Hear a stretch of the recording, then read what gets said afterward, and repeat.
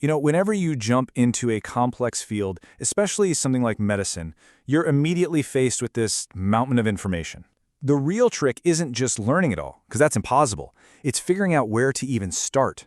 So today, we're going to look at a way to find some clarity in all that chaos using the pediatric abdominal exam as our guide. Okay, so if you're a med student or a practitioner, this probably looks familiar, right?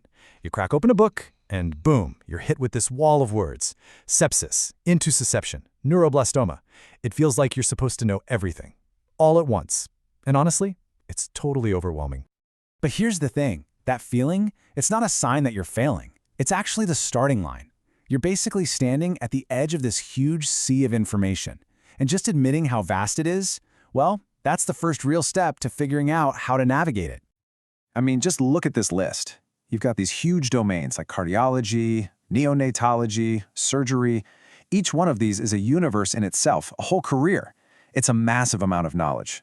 So, how does anyone actually manage all this? Well, the answer is all about finding a signal in the noise. The secret isn't to try and memorize the entire ocean of information. It's about building a reliable system, a framework that helps you find exactly what you need right when you need it. And this is a perfect illustration of how you do it. You start with the whole giant field, pediatrics. Then you narrow it down. You focus on a core discipline, something like examinations. And from there, you zero in on one specific fundamental skill you can practice over and over. In this case, the abdominal exam. So here's the most important point. It is all about the approach. A systematic method is your best tool for cutting through all that complexity. It turns this massive, intimidating body of information into steps you can actually manage and act on. Which brings us right here, to the core skill.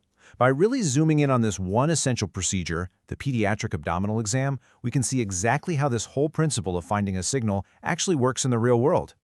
I love this quote from the source material because it just nails it. The point of a guide like this isn't to just list every disease under the sun. It's to give you a structure. It's a roadmap to follow during your examination. And when we say structure, what are we really talking about? We're talking about a systematic, repeatable method. Think of it like a pilot's pre-flight checklist. You run through it every single time so that even when things get stressful, you don't miss the critical stuff. It's really the foundation of safe and effective medicine. And this is for everybody. It doesn't matter if you're a student cramming for exams or you're a clinician on the ward managing real patients. This structured approach is your most reliable tool. It's what connects the stuff you learn in books to what you actually do. Okay, so let's talk about the stakes. Why is this specific skill so incredibly important? Because a simple physical exam, that's where you connect the dots. It's where you turn these little, subtle clues into a potential diagnosis. You got to think of it less like a routine procedure and more like you're a detective on a case. Every single step, looking, listening, feeling, it's all part of a search for clues that could point to something really serious, even life-threatening. And this table, this is where the rubber meets the road. It shows you exactly what I'm talking about. A simple finding, like some tenderness in the right lower abdomen. That could be acute appendicitis. Or feeling something that's described as a sausage-shaped mass. That could point right to intussusception.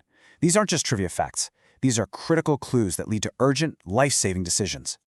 And that, right there, is the #1 reason this matters so much.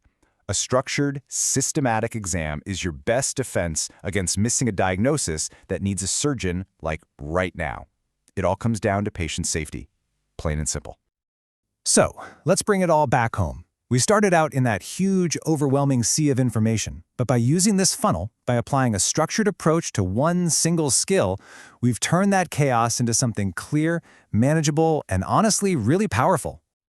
And that leaves us with one last thing to think about. This idea doesn't just apply to medicine, right?